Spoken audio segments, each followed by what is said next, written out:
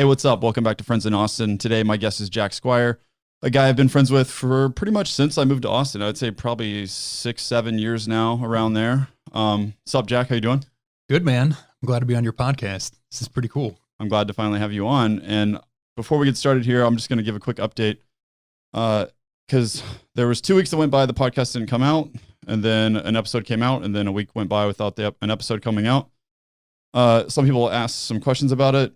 The podcast isn't going away. It's going to go back to regular every week scheduling. I took a 2-week break, and then actually I was sick last week and had to cancel some appointments. I didn't think it was COVID, but I got a COVID test anyway. It was not COVID. It was likely just a sinus thing that is now cleared up.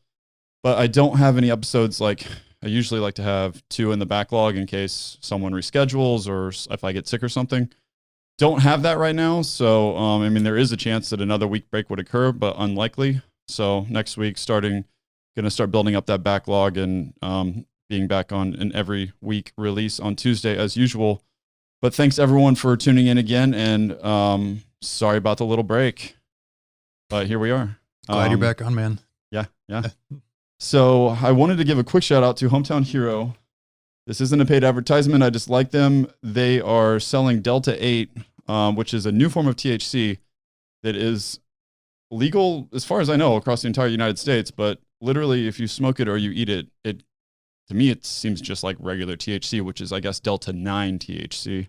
So these are the gummies they have. They're 25 milligrams. I've never eaten a whole one of these. A half of one is just fine for me. And they're awesome. And again, they have that amazing art on all their labeling.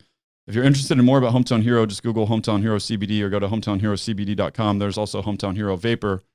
And also check out Lucas Gilkey's episode. It's one of my favorite episodes. The founder of that company, which is a local Austin company that uses local artists for their labeling, came on the podcast, 20-something episodes ago.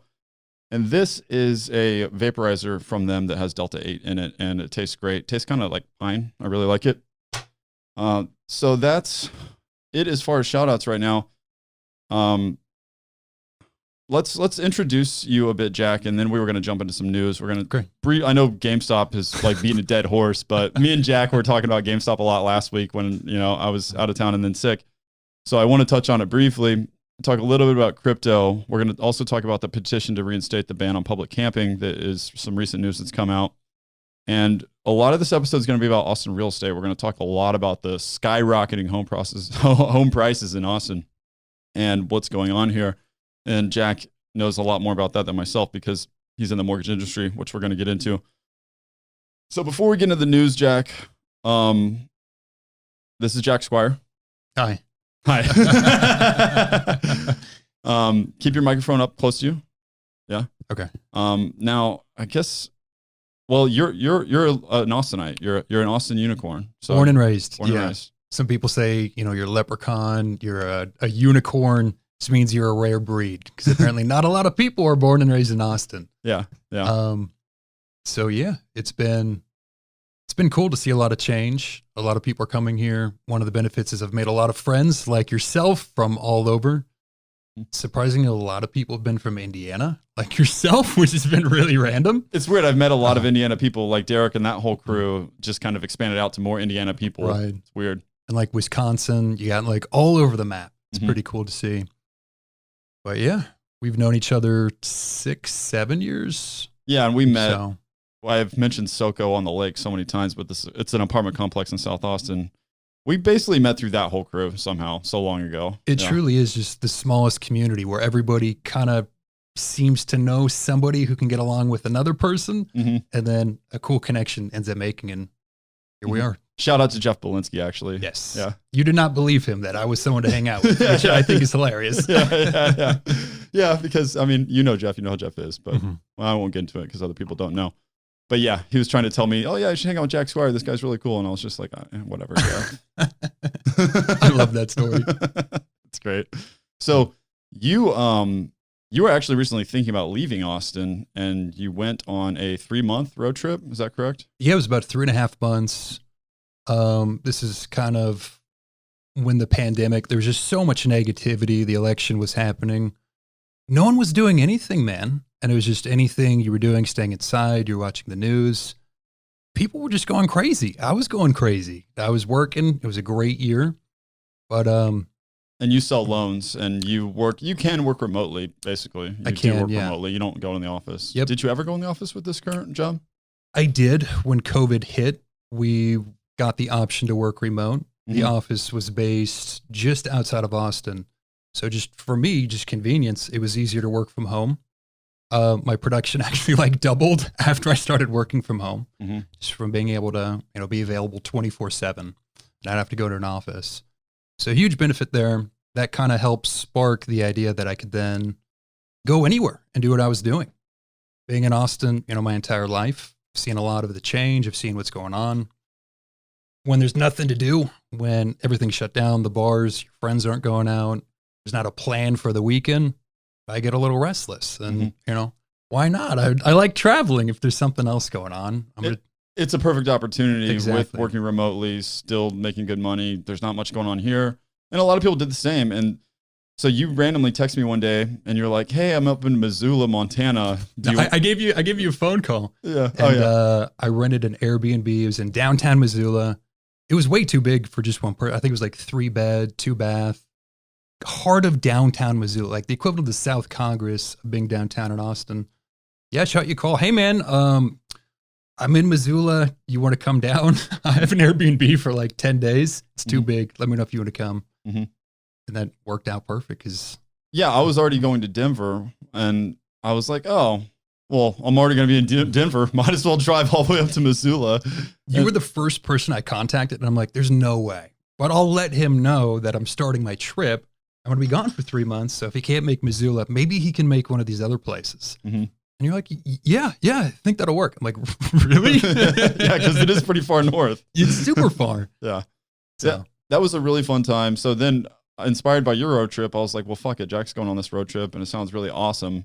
And due to all the reasons you just said, I was like, I didn't do as long a one as you, but I was like, well, since I'm going all the way up to Missoula to see him, might as well go to Denver, stopped in Yellowstone, went up to Missoula, hung out with you, and then made our way back down all the way through Idaho and New Mexico back to Texas. But so where all did you go on it was 3.5 months? Yeah, 3.5 months, and it flew by like that. I had a general idea, like a plan, kind of an outline of where I wanted to go. But part of the fun of making that trip was kind of having it be spontaneous in the same way. Like I know I wanted to go north. I started in Denver. I wanted to go up to Oregon and then make my way back. But I would book an Airbnb maybe no longer than 1 or 2 weeks out. So I could kind of play with it. So if I decided, hey, I don't want to go maybe to Oregon, maybe I want to go to Northern California or something, I was totally flexible and I could do it. I like that strategy because also, I mean, it'd be kind of daunting to try to rigidly plan a 3.5 month trip. Oh, it's ridiculous. Yeah. And by car too, it's like, well, now I have to plan how many miles it is. Well, then where's the Airbnb? Is there a halfway stop? And then it's just, and when you're working too, I have my whole car packed with my computer. I had a desktop monitor, a keyboard, a phone console. It was a lot to haul. But yeah, wanted to start off with Colorado, and I'm going to Denver, Estes Park for a week. Stayed in Linden, Utah, and I was in Utah for, I want to say 3 weeks, which is one of the most beautiful places I've been. Nice. And went to a place called Eden, Utah. A family friend who lives there, he owns almost like a compound in Eden, and Eden's tiny. But it literally looked like little Switzerland. Like it literally, if you have an idea of what Switzerland looks like, this place looks like it. It doesn't look like anywhere else in the U.S. I've been. What's unique about it? I mean, just a landscape. It's, I want to say maybe a couple thousand people live there. And I was there. Were they all Mormon? I don't know. That wasn't a question I was like asking a lot of people. But hey, are you Mormon? Utah does have a lot of Mormons. Yeah. The one thing that stood out was the amount of young pregnant women that I saw in Utah, which seems to be a rarity, like especially in Austin or certain places I go. It's just a very wholesome state. And some of the nicest, genuine people, just big families there. Maybe it is because they're Mormon. Maybe it's just the culture there. But beautiful place. Nice. And yeah, and I was there. There was no snow, so just a landscape. It's very mountainous. Think of like Salt Lake or just, a ski destination. Did a lot of hiking, a lot of outdoors there. And then right after that, went to Missoula you and I connected for a little bit. Mm-hmm. Yeah, that was fun. We went to Missoula, and me and Colleen went on this 18-day trip together. Also, it was mainly a lot of outdoor stuff, national parks, hiking. She loves hiking a lot. I like hiking too, not as much as her, but yeah. We hiked the M in Missoula. That little it was exhausting. Like halfway through, we both kind of looked at each other like, and it's an easy do hike. we want to do dinner's in like an hour? Are you sure you want to go? Like, we can go back. Like, yeah. We got to the M, but then she was like, well, let's go over to the L or whatever it was. We're like, no way. Like, no, we're going back down. But Missoula was so pretty. And then there was that street guitar thing. Yes. And I've talked about this on the podcast before. I don't remember which episode it was. It has road tripping in the title. That was back when this whole thing happened. And I put that video at the end of us playing guitar with that guy. Right. What happened with that? Yeah. It was just random, man. We were like it was downtown. Mm-hmm. And that dude on the corner, you can probably do a better job describing him than I can, but he's just kind of a grungy looking dude, long hair. Yeah. He had a guitar and it sounded rusty, man. It just sounded like a chainsaw, how he had it set up, like super distortion, a little amp. And it was like I think it was a V guitar. So it was like, a metal guitar. Mm-hmm. And you went up to him. I think you offered a couple bucks. Can I play? Yeah. And then of course we'd put in like drop D and like heavy Tool stuff rips. And the best part about that guy was he was there every single day. And Missoula was so small. I know. And then the next day he was there. I was there for another 10 days after you left. He was still there every single day. Oh my God. He's probably there right now. Probably. Anyone who might be from Missoula who ever would see this goes, I know who they're talking about. I know that guy. Because Missoula is so small and he's playing metal street guitar, not like some country blues shit. You can hear it from blocks and you're like, what is that? Yeah. Anyone walking downtown yet? That shows how chill they are because no one's ever been like, hey, stop doing that. It's a pretty artsy, it's kind of like that Keep Austin Weird kind of vibe. See? All right, so we got some waters, but we're talking about Missoula street guitar guy. But where else did you go on your road trip? Like, what was and also, I want to say you were going because you were potentially thinking about leaving Austin, correct? Yeah. Part of the motivation was to also buy some real estate, invest into some real estate in other places. There are a couple cities I had planned. Number one was Coeur d'Alene, Idaho, which is some beautiful, just a beautiful city. I mean, it's north Idaho. If you think of Boise, that's kind of southern. And then as you get up to the tip, Coeur d'Alene's up there. It's maybe 20, 30 minutes from Spokane. And you have Canada. So it's super far north. And it's funny you mentioned Coeur d'Alene because I follow a couple real estate channels on YouTube. And God, I wish I remembered the guy's name. He's a cool guy. But his first name's Ken. I don't remember his last name. I'm just subscribed so it pops up. You know his last name? I know who you're talking about. Okay, you know who I'm talking about? Yeah. He's a good YouTube channel. And he did a whole video on Coeur d'Alene. And when you and so it's like, oh, Jack knows about Coeur d'Alene too. It looks really cool. It looks, I mean, I don't know that it would fit our age group necessarily. But if I was looking to start a family, be good. Yeah, it's a beautiful area. I think I was watching one of his episodes a day or two ago, and people like to think more people are moving to Texas than any other state, but I think more people moved to Idaho. I know that doesn't sound right, but he was showing the actual percentage change was Idaho over Texas. Oh, really? Which is pretty crazy. That is crazy. I know. Yeah. So Austin and Texas, Austin's been in the news so much over It's every year after year. Yeah. You always get it. And it's just blowing up even more because the California tax thing. After this year, you see Oracle moved here. Tesla's building a power plant right around there. And then Samsung's talking about, they already have a place here. They're talking about opening another, I don't know what they're going to be doing at this office building, if it's going to be manufacturing or if it's going to be an office. But they said the average salary is $100,000 for the people working at this place. And it's hundreds of jobs, if not thousands. So but it's one of those things where they're, you know how all the companies now are like, all right, we want to put this mega plant here. Which city is going to give us the biggest tax breaks? And they kind of do this bid thing. Right. So I don't know if Austin's going to win, but that's what happened with Tesla. That's so great. That's smart though. It is smart. The tax benefits of being in Texas for a business, especially a big, tech company that's already established comparative to California. Yeah. Less restrictions. You get more land. For sure. So you're looking at Coeur d'Alene. And what did you think of it when you were there? It was beautiful, man. I went maybe mid-October. And when you're that high in elevation, you can feel the sun. It's on you. It was maybe 70 degrees. Perfect. Beautiful. I get there. I'm exhausted. I probably drove 10 hours from the other city I was at. And then the next day I wake up and there's like 3 feet of snow. And like, I'm not used to seeing snow. Like, we kind of had snow recently. We had the weirdest snow in Austin. But that was kind of like real snow. You know, it wasn't like an ice day or like powder or just these little flakes. It was real snow, man. And I was not prepared. I didn't even have like a windshield thing to scrape the snow off. Yeah. I was scared driving. I stopped driving. I like pulled around the block. My car was skidding. I hit the brakes. The car kept going. I'm like, I'm not going to drive right now because I don't know how to do this. Yeah, because driving in snow is a practice thing. Like, I hadn't driven in snow in so long since I've been here for 7 or 8 years now. Mm-hmm. When I was in Denver a couple weeks ago, I almost hit somebody because it had been so long since I'd driven in snow. I hit the brakes and I was like, oh, I came this close. I had to swerve into oncoming traffic to not rear end the person. It's so terrifying. And it's not something you can prepare for. I can't read a Google article and be like, oh, okay, that's how I drive in snow. Yeah. It's like, no, you need to experience it. Mm-hmm.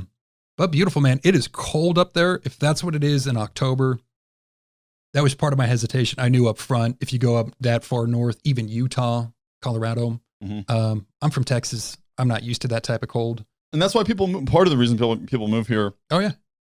Is the weather, which one of my primary reasons was just I was looking for good weather in a cool city. Yeah. Yeah. And part of the appeal of those smaller cities is just how much growth there is in Austin. Like we were talking about it this week. It can be overwhelming just to see how much development there is. And after a certain age, once you've done the downtown scene for so long, you just kind of want something a little bit new. I get it. Cause I mean, like, see, we've talked about this before. Like, you grew up in a cool city. So like there's less incentive to leave, but you still even have that itch. Cause like you grew up here. Yeah. Whereas like me, like I moved to Chicago first, then here. But had I grew up in someplace like Austin, I'm not sure if I would have moved. I would have maybe like went on some longer vacations to maybe get an idea. Like one time I went to San Diego. It was only a week. A week is not really long enough to know if you want to live somewhere. But I went there for a week and I was like, it's cool. But you know what I was disappointed about in California was, this was like 2 or 3 years ago. It's just like, I had this idea in my head that like you could just go to the beach all year.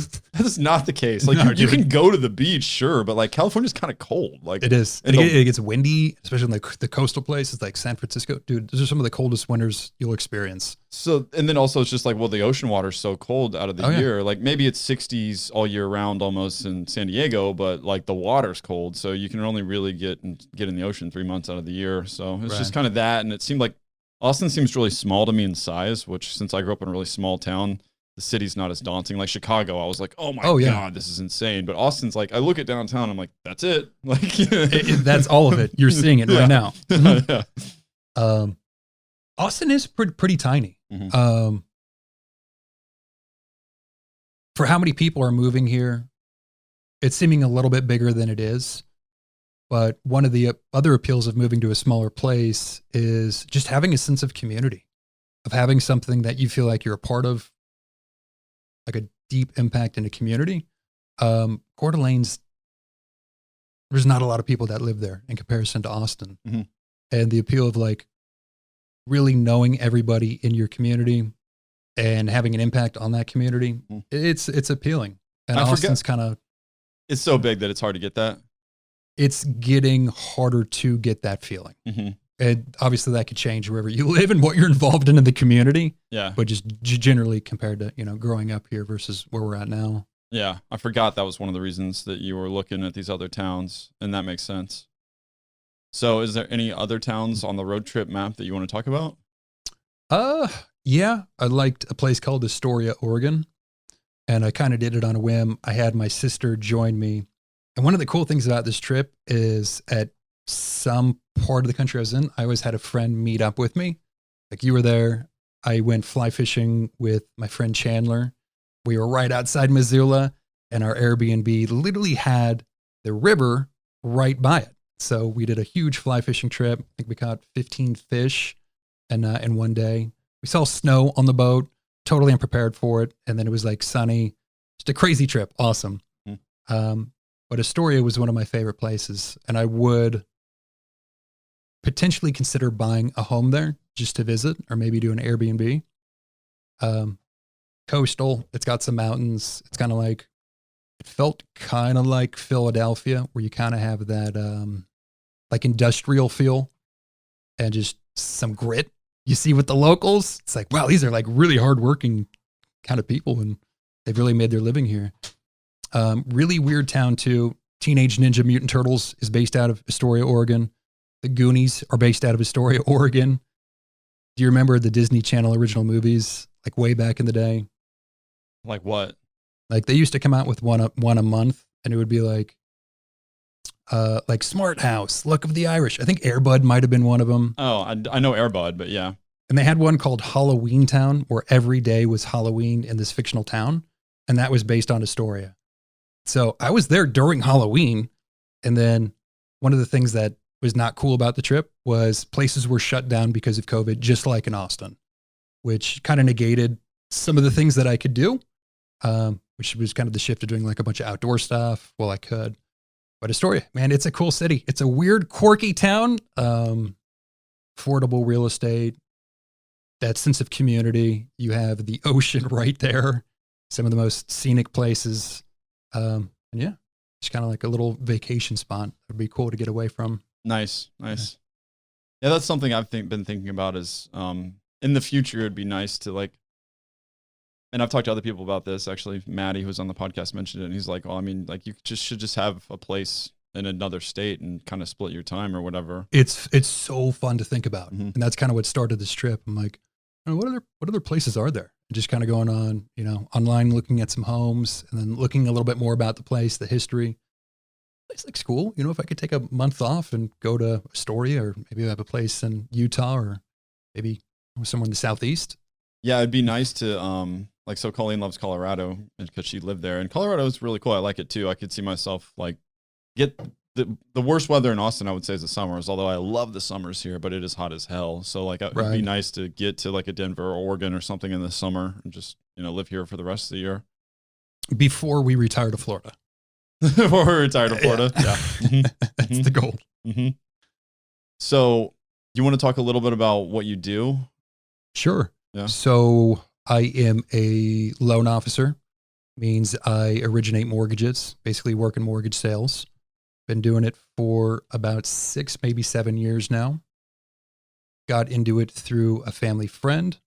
Much like anyone who works in the mortgage industry, it's usually like a family, a connection, a friend who gets them in. Nobody goes to college to work in mortgage sales or work in the mortgage industry. It's usually something you do kind of as an intern or see family friend helping out. And it's been really good. I've enjoyed it. I've had some relative success doing it. And it's a fulfilling thing to do. So. Nice. And it allows you a lot of flexibility too. So since you can work from home now. Yeah, it's kind of a write your own paycheck kind of thing, which I thrive on. I enjoy that. I respect that. I mean, It gives you a lot more just real natural incentive. Oh, absolutely. I can't imagine being like salaried and then having, a 9 to 5.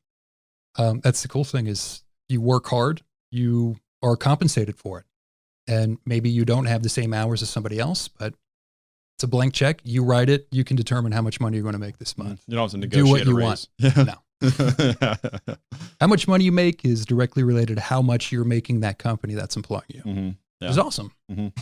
Oh yeah, we joked about some of the negative parts of sales. So like your first sales job and how people maybe overpromise sometimes. Yeah. So I'm hesitant to say what I do is sales. I mean, it is, but it's more like consulting. Someone already has an interest in what you're doing and they want You're guiding them throughout the process from start to finish and you're letting them know everything. But sales jobs in Austin, I've applied for a few and it's the same pitch every time and every person you speak with, the sales manager. And I remember the one I went to, the dude literally, I walk in, he has the office, and then he asks me to take a look out of the window. And there's like 3 open parking spots. He's like, you know what my goal is, my vision? All right, you see those 3 spots out there? Each one of you is going to have your Lamborghinis in those spots. Those are your spots. Do you like Lamborghinis, Justin? Oh my God. Do you like money? When you look in the mirror, are you a winner? It's just like that kind of like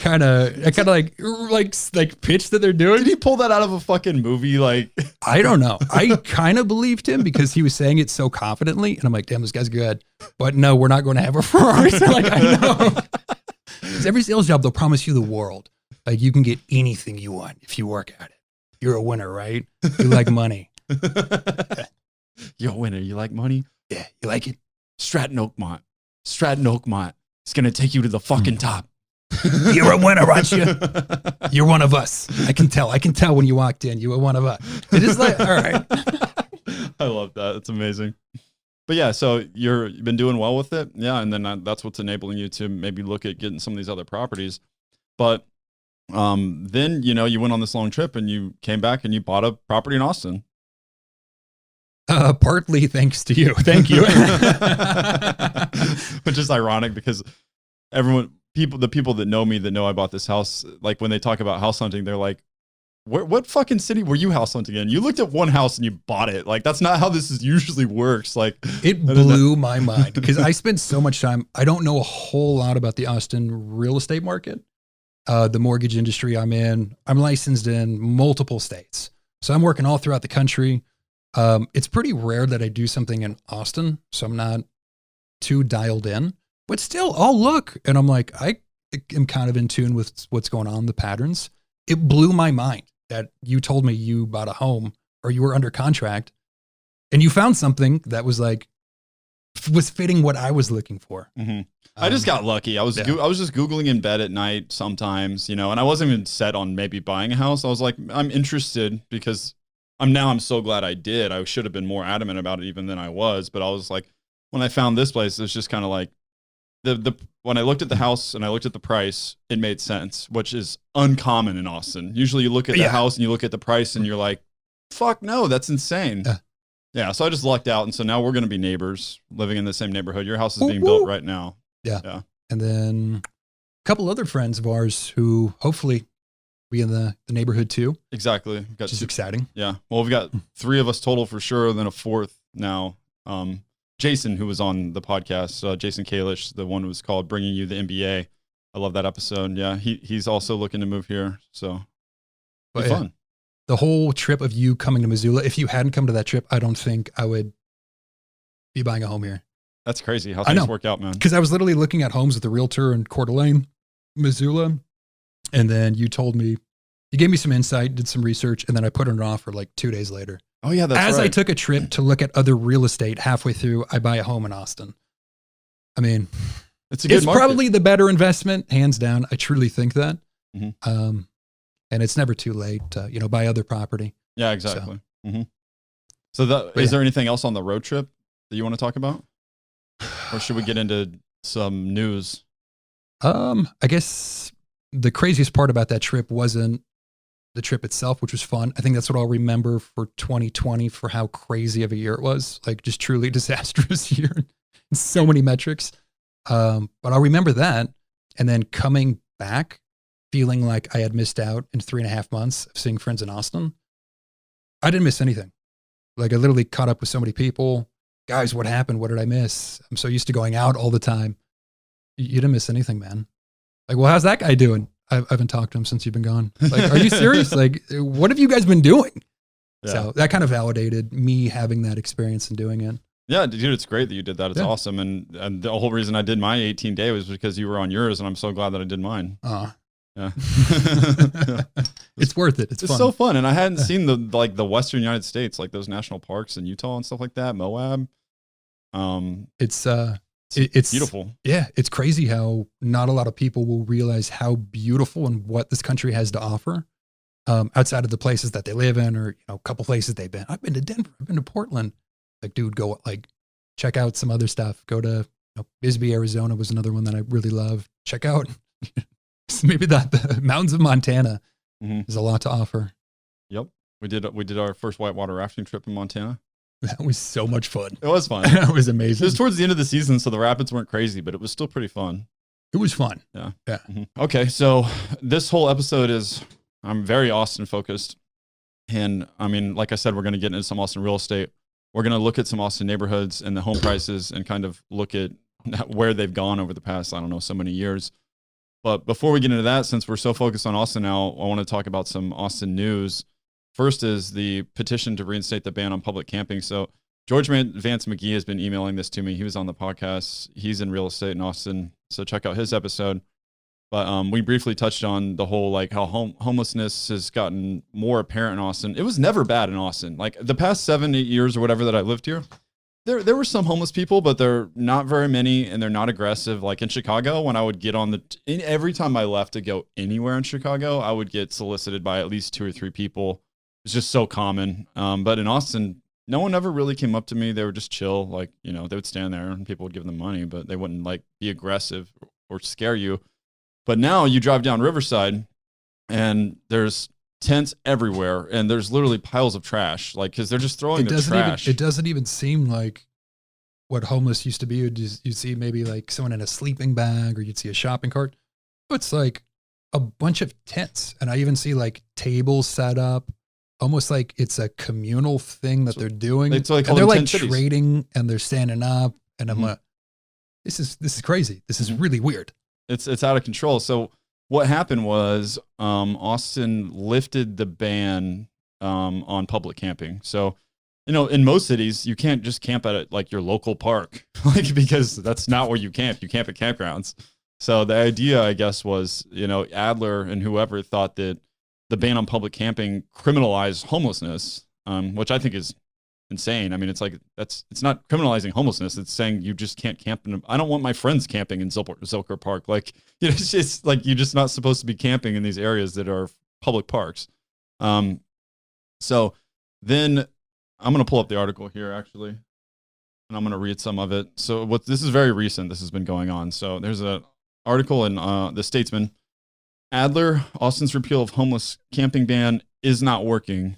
Yeah, newsflash. It's not working. It's duh. So I'm going to read some of this. Facing the possibility Austin voters could reinstate the city's homeless camping ban in May, Mayor Steve Adler said the city's existing plan of action has failed. In a conversation with American Statesman, Adler acknowledged that the 2019 repeal of the city's camping ban is not working. He suggested city council members should get together with Austin residents to propose alternative solutions for addressing the city's growing homelessness crisis. Here's in quotes, going back to where we were, we know doesn't work, and what we're doing now, we also know doesn't work. Adler, you're a genius, Adler. Thank you for making those very obvious statements. His comments came after the group Save Austin Now said it has submitted 27,000 signed petitions to the city clerk to add language to the ballot for the May 1st election that would reinstate the camping ban. After failing last year to get the 20,000 valid signatures the city requires for a ballot referendum, Save Austin Now said this time it submitted 24,000 signatures that it had validated, plus 3,000 more that it did not attempt to validate. The city clerk is the clerk is expected to review, or maybe it is the city clerk, is expected to review the signatures in the coming weeks. Adler's comments also came shortly after, and it's funny, he only made these comments because Greg Abbott weighed in on Austin's homelessness problem. This is on Twitter, reacting to a news story on the possible reinstatement of the camping ban. Abbott posted a tweet Wednesday threatening intervention by the state if Austin did not vote in favor of bringing back the ban. Here's a quote by by Greg Abbott, the governor of Texas. If Austin doesn't reinstate the ban on homeless camping, the state will do it for them. Contrary to what Austin leaders think, no one has a right to urinate and defecate wherever they want. Homelessness promoted by Austin has also endangered public safety. That's a God-given right. He can't tell us what to do. Yeah. So I like Abbott. I don't know much of him, but I mean, I like that tweet. And yeah, I mean, I'm not saying homelessness isn't a problem, but I don't think that just letting people camp all about the city is the solution. What are you trying to do? Turn this into California? You know? It seems to be heading in that direction. Yeah. So, well, the good news is that this is up for a vote. So the petition just means that you can now vote to reinstate it. So if you can vote in Texas, which I need to get registered to vote. I'm going to register. I'm going to register to vote ASAP so I can vote on this. That's I've heard more about this than anything else. Maybe Proposition A in the last couple of years that I can remember. Yeah, I've seen a lot of my friends who don't. It seems like they're not like political. I'm not they very. Don't seem to have a whole lot of understanding about what's going on, certain bonds that are being passed, what's happening with city council. This one's getting a lot of steam, and I hear more about this than anything else because it's very visibly. It's something that they see directly impacts them in a way that is more abstract with other bonds, things 10 years out, 20 years out. It's like, no, this is something that needs to be addressed right now. Mm-hmm. Absolutely. So that's the news on that. Is there anything you want to comment on that? It's important. I'd say if it's something you care about, absolutely get registered to vote. Doesn't take a whole lot of time. And yeah. So then the other news, this isn't Austin news, but I mean, and GameStop has been all over the place. So we're not going to talk about it much because it's just beating a dead horse at this point. But it's just funny because like I got wind of GameStop early on because of you. You text me. I was in Denver and you were like, yo, like buy GameStop, dude. Like these shorts and stuff are happening. And I'm like, I don't understand what these shorts are or what you're talking about, Jack. This seems insane. I'm not buying GameStop. And then like, I eventually did. Like, then I looked into it and then it was going up. And I eventually I just bought one share just to like participate. Most people did, just to kind of get their feet in, be like, I was a part of something. Yeah. I was too scared to like put any real money into it, but a lot of people did though. But you got in early. So by the time you had texted me, like it was kind of too late, you know? But you got in at like what, $70, $80 a share, and it peaked at like $370. Something around there, yeah. I got in maybe $80, and then yeah, dude, it went up. Like it just kept going up. Mm-hmm. And everyone's like, more and more. And you saw it pick up on Twitter. Elon Musk was tweeting about it. Yeah. And for him, it was personal because a lot of people were shorting Tesla. Yeah. And I agree with him. Shorting, it's a negative thing to do. And then you're betting that something's going to go down. Yeah. And a lot of these hedge funds, I think they shorted like 140% of the GameStop shares. I don't even know how that's legal. I didn't even know that was possible. Exactly. So it's like that's some weird stuff that sounds like it. I don't know anything about this stuff, but it just as a bystander, it seems to me that you shouldn't be able to short more than what exists. Not if you're Wall Street, apparently, and then get away with it, maybe. Yeah. But literally, hedge funds lost billions of dollars were lost over this because we'll just do a quick description for people that don't know. So like shorting the stock is betting that the stock is going to go down. So yeah. So if I short, let's say 10 shares, I'm going to borrow those shares from you. I don't own them. I'm borrowing them. Let's say it's worth, to keep things simple, $100. It goes down to $90. I then sell, that profit's $10. And then I pay back what I borrowed. Shorting it is just driving it up and up. So if I borrow $100 and stock goes to $300, I now owe those shares and then I owe your original share. So it's like a huge payback. The risk is infinite because the stock can keep going up and up and up. Super risky. One of the dumbest things you can do. But some people have made stupid amounts of money by predicting how it's going to happen. These hedge funds were going out and just shorting it to zero. Or they were just shorting it as much as they could. Mm-hmm. People caught on to it. What are you doing? What are you doing?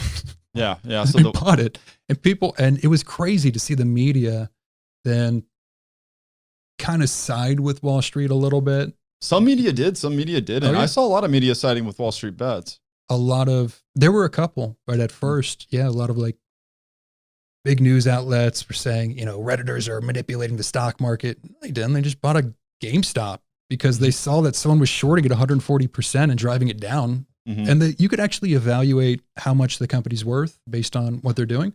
There's no way it was worth whatever it was selling before it was being shorted. So just interesting. It was super interesting. It was a fun little experiment. A lot of people went really hard into it. Like, I mean, some people put their savings into it. And newsflash, if you haven't seen where the stock's at today, well, everybody should have known, like it was, you're likely, few people win in situations like this. Like you got in early enough, but anybody coming in after that, you're just guessing. Right. Yeah. And it is going to. It's kind of what made it exciting though. Like, who knows what it can happen. Yeah. And then there's, crypto's been crazy. Crypto's been crazy since the pandemic. But yeah. And then I think a lot of this GameStop stuff and this Wall Street Bets Reddit stuff really kind of they kind of go hand in hand because they're both really wonky and weird. And Musk tweets about Dogecoin, which is a fake. Anything that man tweets, it's just automatic, like 20% appreciation. I mean, I feel like he could have just put like, oh, here's $100 million in Dogecoin and then tweet Dogecoin and then fucking cash out like 6 hours later and make insane returns. He might just through his Twitter. Is that even illegal? I mean, it's just a tweet. I know, but the guy has so much power, man. I know. Like so much influence over the market. And I think it's coming from a joking standpoint. Like he said, I think Dogecoin will be the currency of Mars once he colonizes Mars. And then his new Twitter just updated a hashtag like Bitcoin. Mm-hmm. And I saw that I heard that he put like in his description hashtag Bitcoin. Yeah. I think the ridiculousness of Dogecoin, I know you're bullish on Bitcoin. The ridiculousness of Dogecoin to me shows how ridiculous Bitcoin is, because it's like, people are just buying nothing. I mean, in comparison, if you don't know anything about the stock market, you saw GameStop, you go, what other like Tesla's or whatever stock is going to be dumb. Mm-hmm. I don't know anything about Dogecoin, but if you bought it, I mean, I hope you cashed out and you made good money after that Elon Musk tweet, but that's not probably going to be something that's it's crazy. A hedge against whatever else you think is going to go wrong. And then we were talking earlier and I was telling you, like, I mean, you can, as far as Bitcoin and stocks go, there's always, you can find an opposing opinion to every viewpoint. So like Deutsche Bank says Tesla's a big bubble. They think it'll have over the next year, which I don't know much about stocks, but I would have to guess that it just seems to me that, and other people think this too, is that everyone's like, Tesla equals electric cars. So people are betting on Tesla as if they are the electric car industry, which they're not. So it's like Tesla is just one company with many competitors, and many companies are coming up that are trying to compete with them. So basically, when you're buying Tesla stock at $800 a share, you're making a huge bet on one electric car company over so many others. And it's like, I guess they have a head start and they have decent infrastructure, but right. I mean, I don't know. It's crazy to see how much that value has gone up. I mean, that's like one of the best performing stocks. It's hard to see that it's going to continue to go up. A lot of people are super defensive on both sides. One argument is, Tesla's not just a car company, it's an energy company. And that's really what you're investing in. Mm-hmm.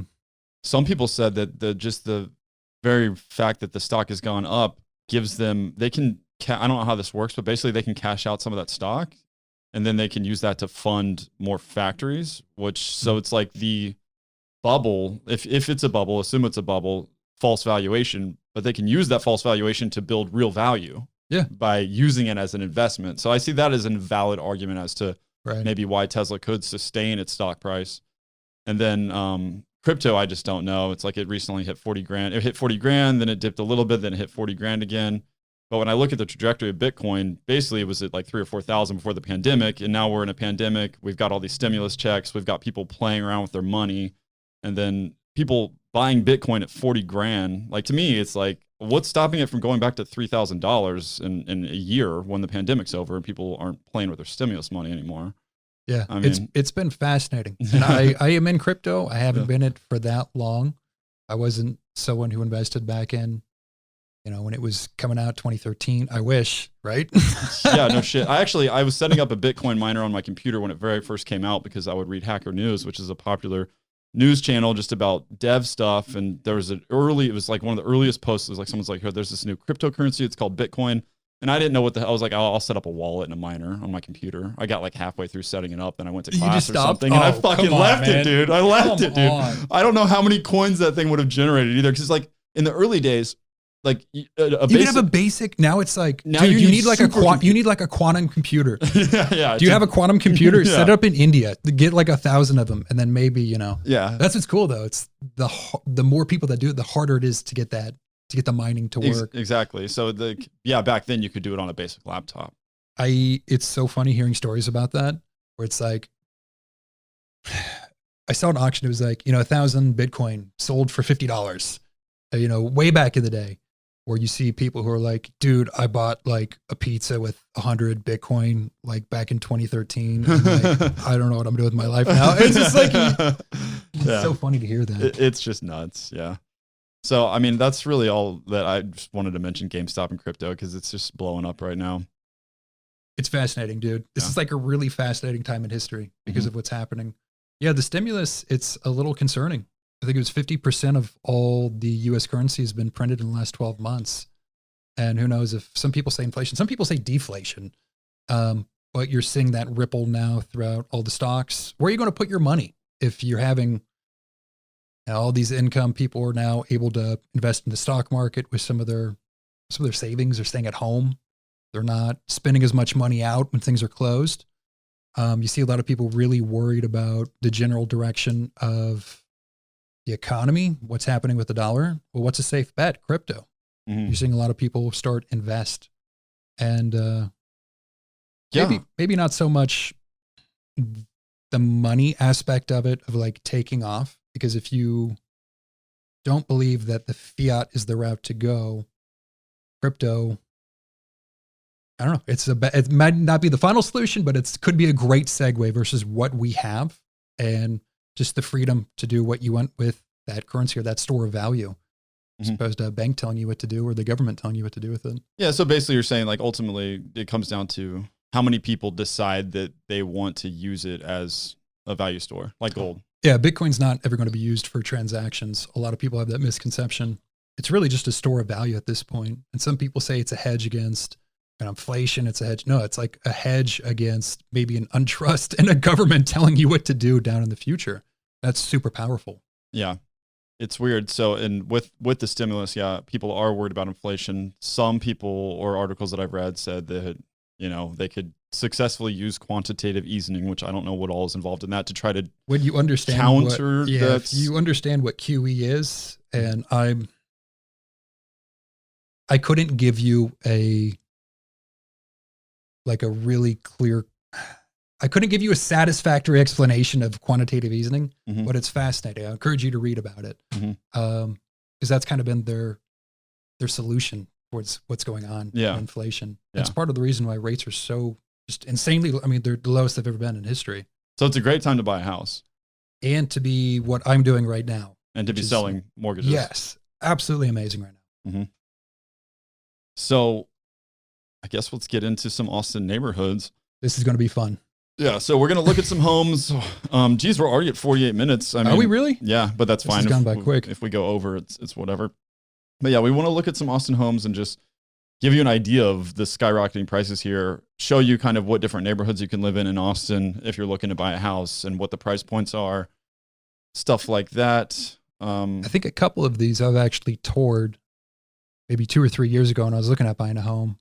And it'll be fascinating to see what it was sold for at that time, what it's worth now, and then go through the sale history just to show how much appreciation's been happening in Austin. This will be insightful for anyone who's maybe looking at buying a home, seeing what different neighborhoods are going for. It's nuts. So I can give a little bit of background on some of these neighborhoods. And okay, I'm going to pull up the neighborhood map here. I'm just getting my screen recording going so I can show it on the screen. So we'll try to talk out, what we're seeing through audio here, because I know some people, maybe most people will be listening to this over audio, but it is also on YouTube if you want to check it out on YouTube. But again, like we'll try to describe what we're seeing here. But for those people on YouTube, you'll be able to see it. I will put it on the screen. All right, so here's a crappy map. I looked at several maps online, but you can't see it, Jack. But this is just a map of Austin that's labeling in color some of the neighborhoods. And I guess some of the, there's, it's Tarrytown, Westlake Hills, Clarksville, Hyde Park. Out east, you've got Rosewood, East Austin, Cherrywood. Then south, you've got like Travis Hart's, SoCo area, which is South Congress, Barton Hills. That just gives you an idea of where things are. Can you tell me, Jack, which ones we're going to be talking about while I have the map pulled up here, just on our list? Yeah. Let's start with East Austin 78702. Okay, East Austin 78702, and then I'll pull up. You're going to pull up that home? I'll pull up that home. I think it was 1148 Northwestern Avenue. 48. Yeah, there it is. All right, so we're looking at a home here. It's a good looking home. Yeah. I'm sure everyone listening is familiar with East Austin. It's kind of the hip new place to go. Probably the most gentrified area in Austin. So and this is a 4-bedroom, 2.5 bath, 1,200 square feet, $775,000. That's a bargain, man. $618 a square foot. That's pretty good for the East Side. Got to be honest. So yeah, you can see this home was built in 1925. This is an old home. And it's redone, obviously. Someone flipped it. Yeah. The lot's 3354. It's not that big of a lot. But 4-bed, 2.5 bath, 1254 square feet for $775. That's insane, man. That is crazy. Yeah. So in East Austin or Central East Austin, I used to work over there in that area, and I mean, when I went to go looking at houses, I mean, I of course looked at some there just online, not in person, but I was just like, I mean, I know someone that's got a townhome there and it's nice and I like it, you know, but man, it's just so expensive for this size. Like it's unbelievable to see how much it's gone up, and it's because of what they're building in there. And I remember, you know, East Austin was cool. There was a lot of mom pop shops. You'd see like taco trucks. You'd go there, get your coffee somewhere. They got Don Juan's. And now it's some of those things are still there, but it's changed so much. And I remember during, you know, after the 2008 crisis, Austin's pretty insulated when those things happen. The values, they're not as affected as other places. But East Austin, I mean, man, you could literally pick up a property for $30,000, $40,000, just like a little bungalow. If you did that today, people think you're a genius, when really it was just a little bit of luck. Yeah, for sure. I mean, no one knew the Austin market was going to blow up this big. No. So what was this house worth before? Were we going to show that? Yeah. So here's what's fascinating. We're using a site called Redfin. I like this site. Oh, by the way, houses are selling in just like a day. Like you'll put a house up and just it's sold. A lot of the homes are not being listed. So it's usually, you know, you speak with a family. Hey, I have a family friend who's, you know, moving to Austin. You're thinking about moving, and they take a look at your home. Like, can we just maybe if you have a realtor, but a lot of these things aren't listed on the NMLS, or they're not going to be listed on Redfin, like what we're saying. But a cool thing is to look at the price of what these homes sold for back in the day. So August 2006. And where are you seeing that? Where do I click on? So you scroll down, it'll show the sale and tax history. Do you see that part? It's kind of middle of it's like right here. When you're going through, you see the place, maybe. Okay. But you can see. Oh yeah, I see it. We'll expand it. So the show, it was listed on July of 2016 for $130,500. Oh my God. And it sold for that about a month later. Now it's probably not the same home that's sold. A lot of those homes in East Austin or flipped or torn down. Torn down, and just for the lots. Yeah, mostly for the older homes there, people are just buying the land. They buy the land, they tear the whole house down, and then they build a new house. Yeah. In this case, it looks like the home was built in 1929. Sold again on March of 2015 for $280,000. Some dang good appreciation, man. So 2016 sold for what? 2015 sold for $280,000. 2015 sold for $280,000. What a bargain. Today, February 3rd, 2021, $775,000. What? That's crazy. Where did that come from? $618 a square foot? Dude, that's insane. I mean, a mortgage on this place, even if you're putting 20% down. This here says $4,000 a month. That's about right. Yeah, because the taxes are, taxes. $862 a month is what it's showing for taxes. Yeah, by the way, anyone who's looking at buying a home in Austin, typical tax rate about 2.23. So you take that versus what the sales price is. That then goes into the county records, so the county knows that's what it sold. They say that's what it's worth. So yeah, Austin has some of the worst property taxes in the country. No state income tax, which is nice. And what's crazy is East Austin, it might be higher property taxes, and a lot of those taxes are used to pay things like the public schools. You have the infrastructure of the roads. The new rail system with Prop A that they're now building and all that stuff.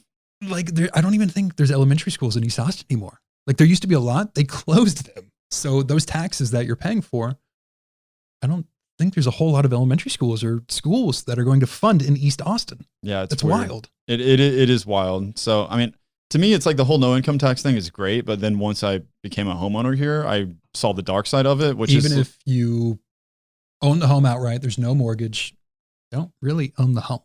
I mean, you have to pay those county taxes. They're going to get there. They always find a way to get it. Yeah. So it's like, it's just offsetting all the costs to the homeowners, which I think is odd. I think I'd almost rather have an income tax. You can write off the property taxes. You can file for the homestead exemption. Smart thing to do. You can contest the property taxes. A lot of people are doing that. Yeah. I have options, but yeah, I did the homestead exemption. So so that's central East Austin, and this is, or East Austin in general. I think this one's more central. Yeah. So that's an example of like, and this is not uncommon. You're very small lots, heavily gentrifying area. So you might live in a brand new house that's $800,000. Your neighbor's house might look like a junkyard, you know? It's yeah, there's a huge contrast between Mm-hmm. kind of those little areas, those little pockets, and then places that haven't changed. Be able to hold on to those homes. And you can see in these east side 1254 square feet, but it's 4 bed and 2.5 bath. That's pretty wild. Because that's a small space. You're seeing a lot of these places in East Austin, really just in Austin, how they're designed. It's just to compact as much rooms and kind of make it a really functional space. It's tiny homes. That's probably half the size of the average home square footage in Austin or in the country. Yeah. So, I was going to say some statistics when we first started opening this. So, average salary in Austin, I don't remember according to what website I found this on, 71,000. Median home price according to Zillow around 450,000. Crazy. It's nuts. Yeah. And so let's look at the next house. what Oh yeah, on the notes, what do we got? Great question. So wait, we've got Northwest Hills. Have we looked at that one yet? Let's take a look. Let's go in order. Let's go in order. Let's check out Northwest Hills. Oh, It's 4510 Bull Creek. Okay, so this is a good looking home. Northwest Austin is where I grew up. It was kind of it's a pretty cozy neighborhood, Mm-hmm. a little bit more quiet, kind of family oriented. Oh my gosh, 925. It's a 4-bedroom, 2-bath house. Oh my It's god, 2,000 square feet. It doesn't look like it's 4 bedrooms, 2 baths. It looks really small. built in 1951. It looks just narrow. Yeah, it looks very narrow. Oh my goodness, $925,000. Yeah. I mean, we'll call it $1 million. Yeah. So, oh my God, this is insane. So I'm very familiar with this neighborhood. A lot of people from other states, maybe higher cost or, living California, love these more established neighborhoods. Really, really good school districts. Yeah. So that's why West Austin and Mhm. North Austin, the schools there. So South Austin and East Austin, and I'm just going off what I've been told and what I've Googled on the internet, don't have good schools. South Austin and East Austin, not great schools at all. So it's like these people that can come from somewhere, yeah, like you said, California. I know that Californians get a lot of shit in Austin, but I mean, I think it's true. There's California real estate's horrible. Austin real estate is very quickly turning into California real estate, but these people in California are already paying for houses and stuff that are far more expensive than this, even smaller than this. So they come here. The amount of equity that they have, even when they sell their home, might be able to buy a home outright in Austin. And that's a lot of that's going on. We were talking about that yesterday. A lot of what you're competing with if you're trying to buy a home in Austin is people literally putting up I'll just buy that in cash. Here's $800,000. Like, you know what I mean? So that's what you're up against. Yeah, they go quick, and it's always over asking. Yeah. But this is crazy to me because I know this neighborhood. I mean, you can see this home in 2001 sold for $289. If you're a young family couple, maybe dual income, make decent money, that's a very reasonable home price for what you're getting. Yeah, $289. Yeah.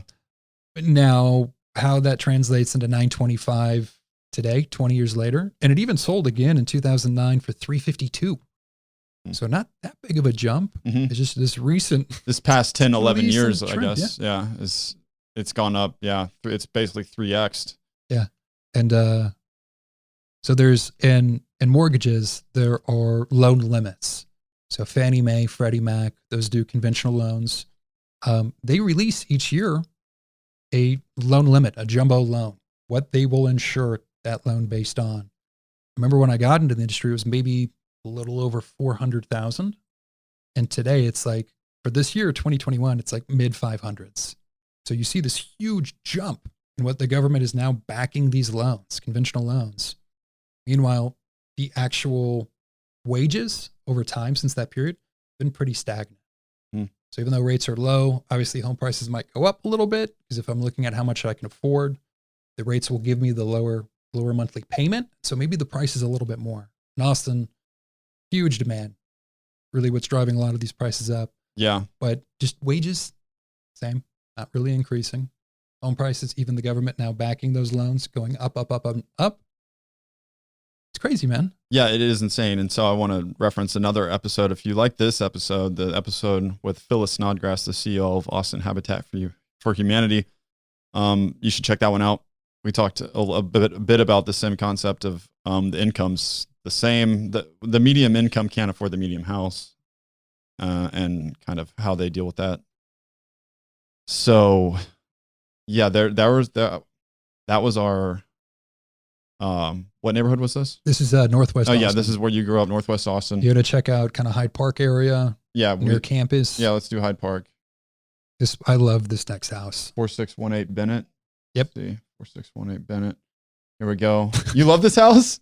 Or being sarcastic? Justin, I think this is a great deal. I think anyone who's coming to Austin should get on this home. This is a steal of a home, because it might only have one bathroom and 2 beds, but it's $781 a square foot. I mean, you can't beat that. That's a great deal. You're lying, right? Yeah. This would be. This is the stuff that people who are looking for homes, especially people like me who have been in Austin and know these neighborhoods and grow up there, their family lives around there, and they want to stay close to home. This is soul crushing. This is like seeing this. It is soul crushing. Yeah. You go, even if you have a great income, study, did everything right, make, $100K, maybe $200K, you had a great year.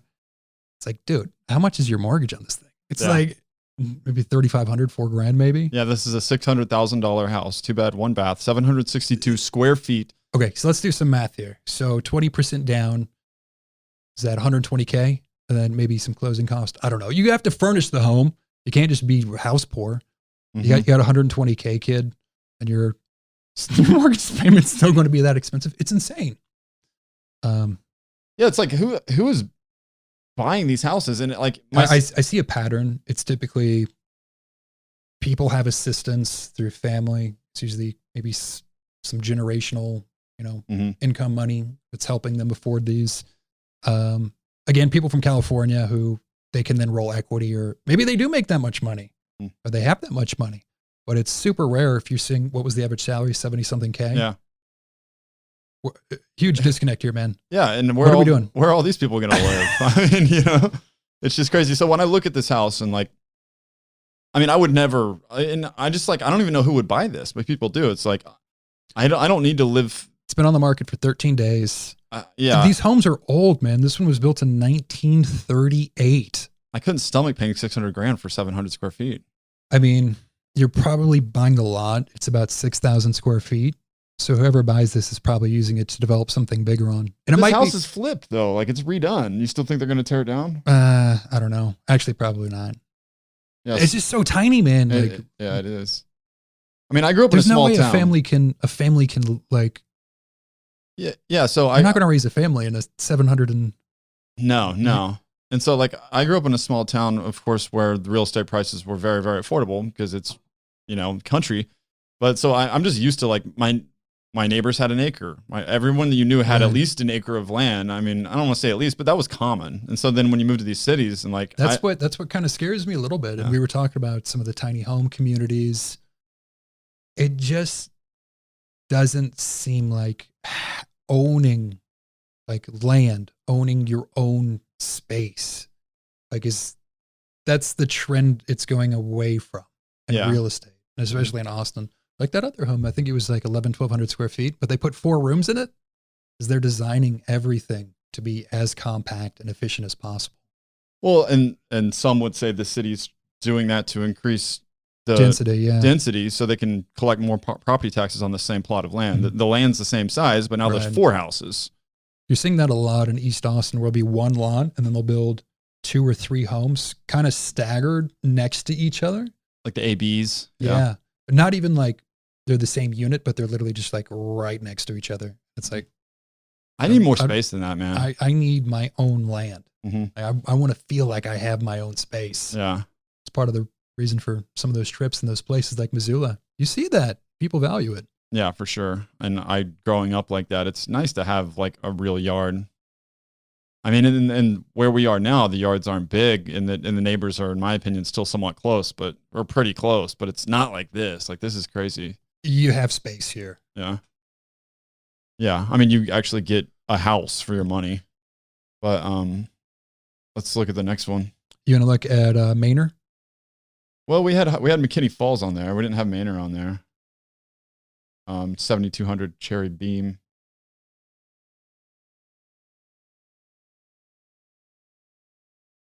This one's 430,000, much more reasonable. So McKinney Falls is actually one of the areas, like when I went to research looking at houses, so like two affordable areas, Far East Austin is what it's being called now. And then there's pretty farther south Austin, which is the McKinney Falls area where McKinney Falls State Park is. So like you look at this house, 430,000. It's a nice house. It looks pretty new. It's 3 beds, 2.5 baths, 2,000 square feet. So like this is getting into the more reasonable territory. Like I could see someone buying this home being like, okay, I got what I paid for. It's 211 square feet. Other homes were like 6. I think the other one was like 700 or 800. Yeah, it was. You're literally, this is like 75% off coupon. Yeah. And I mean, I wouldn't mind living in McKinney Falls area at all. I mean, you're going to be right by a state park. South Austin's pretty awesome. You can get up to downtown. It's probably what, 15, 20 minute drive. Not even. And it's a beautiful home. Mm-hmm. It's newly built. It's not 300 years old like the other ones. You got a decent lot. Yeah, this is a nice house.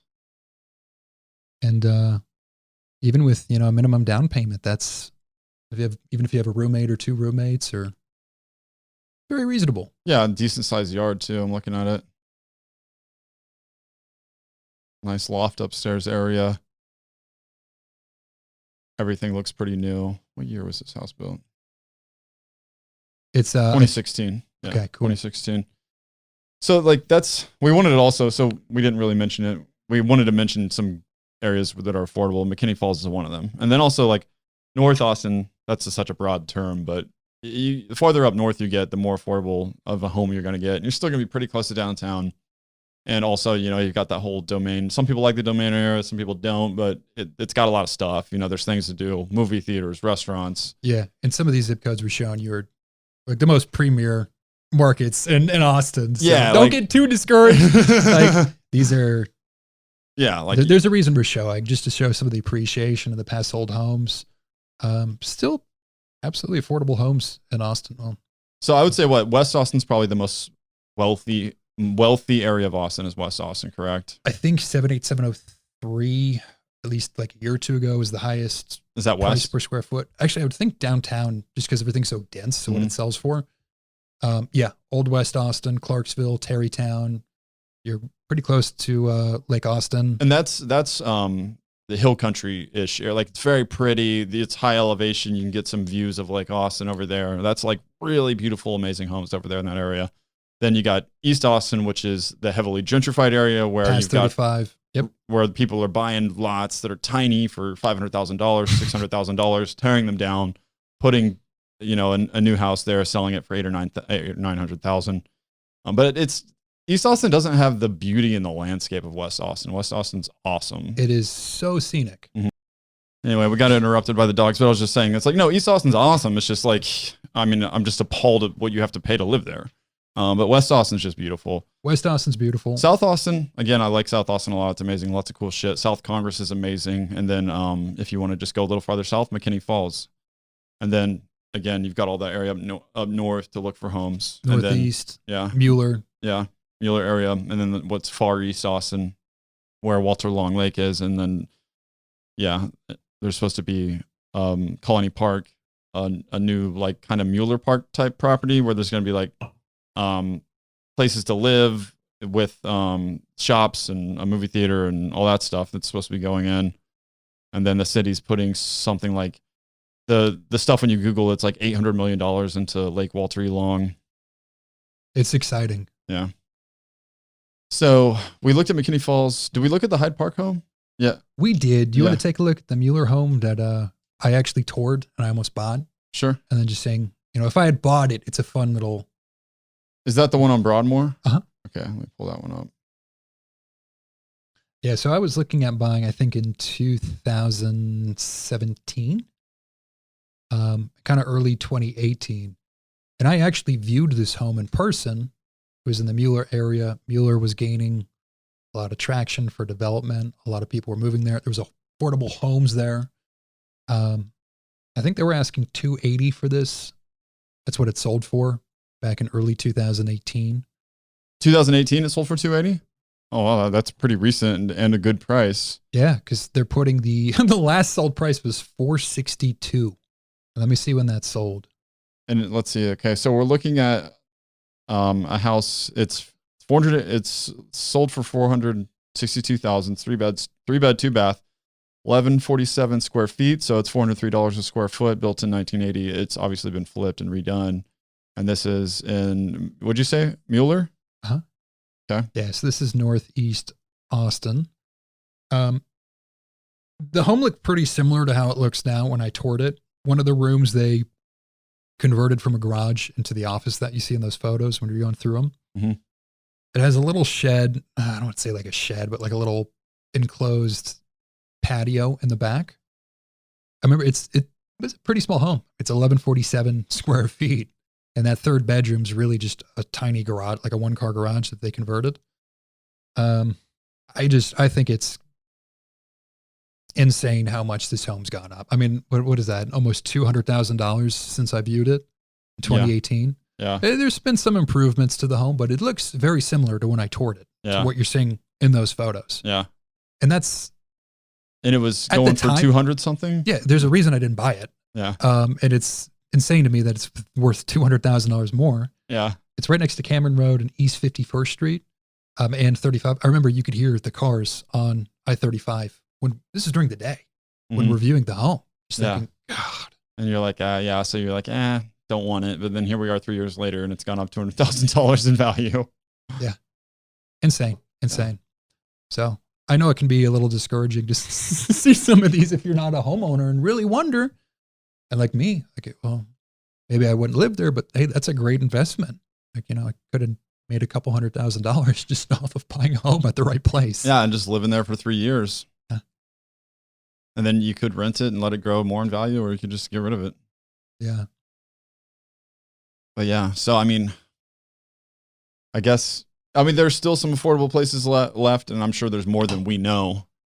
But yeah, I think we gave a decent rundown of the different Austin neighborhoods and where you could live, and kind of give you an idea of the houses. And again, you're going to be competing with people. It would not be uncommon for you to be competing with people that were just going to outbid you in cash. Yeah, good luck. Yeah, good luck. There's horror stories I've heard. Other friends of mine who have been trying to buy 6 months, trying to buy, always get outbidded. Oh, it was a cash offer. They went 10% over asking price. Mm-hmm. What? Ridiculous. Yeah, it's crazy. So do you want to do the one in Savannah, Georgia to contrast? Yeah. Do that. This is one of the many places I have looked into. Part of the cool thing about my job is, like I said, I get to talk to people all across the country. And so I get to hear and see different little pockets of real estate and kind of hear how their way of living is. I do almost 100% VA loans. Veterans are super easy to kind of, shoot the shit with and hear them out. And they get good deals because they're veterans. A VA loan is by far the best loan that you can do. If you're a veteran, you need hit up Jack Squier. Please. A VA loan is a cheat code to building wealth. If you're a veteran, you can do 0% down. There's no minimum credit. The underwriting guidelines are so much more lenient than going any other loan. Interest rates are lower. It's incredible how many people we're helping right now. Yeah, and especially it's like, and now even normal interest rates are so low, and then the VA loans are even lower than that. You wouldn't believe where they're at. Like my day is literally just saving people money, and them going, "Is this real? Is this a scam?" Yeah. Really? Yeah. No, it's real. We'll do it for you. You're literally entitled to do this loan. This is for you. Mm-hmm. Okay. And then I'm compensated for helping people save money. That's an awesome job. It is fantastic. Yeah, for sure. But going back to this property, Savannah is just a cool coastal city, man. It's old, a lot of history. Makes me think of kind of Forrest Gump, kind of that, just kind of laid back. So we're looking at the photo here, and it's like, how would you describe this? I would describe this as my dream home. But what's the style? What's the style? Is it? It's not Victorian, is it? It might be. The home was built in. Picture like you got a brick pathway coming up to the house, lots of trees, very pretty green all over the place, very wooded. It's a red home with white trim, big double doors, to me, it looks, I don't know the styles of It home. does It kind of look looks a little Victorian to Victorian. me. So imagine that. And this home was built in the 1800s, 1896. And it's $382,000, and Is what it's sold for. 3,000 square feet. It's 30. Yeah, it's actually a little bit more. There's like a little guest house, 4 bed, 4 bath. It's spacious, man. About 7,000 square feet. Just the interior, going through those photos, that Yeah, I'm old gonna pop that through old these. staircase. It looks like all the flooring almost looks original. The home just smells like, Oh, I love that staircase. yeah, it looks like it would just smell like fine leather, and like you would have a glass of whiskey. Sweet, sweet mahogany. Yeah, and it looks like there's a fireplace in every room, which is amazing. Oh my God. Yeah. I The love old real chandelier, fireplaces. the bookcase, each room, those that old green chair. Yeah, it's a beautiful home, man. It's got a huge bookshelf, like a library in it. Some interior The exposed guy brick. who was selling it was a New York Times best-selling author. I don't know his work, but I found this randomly on Redfin. I was looking at maybe some property to buy in Charleston, Savannah, kind of a coastal city, and found this one. It sold pretty quick, but the mortgage on this property, 20% down, would be maybe $1,600 a month. Yeah, And and just to contrast kind of how, and this is near downtown Savannah, Georgia. I mean, it's any zip code ending in 01, kind of like Austin 78701. That's how it's zoned. It's downtown. That's the central area. so there's things to do. It's not out in the middle of nowhere, and it's somewhat close to a beach.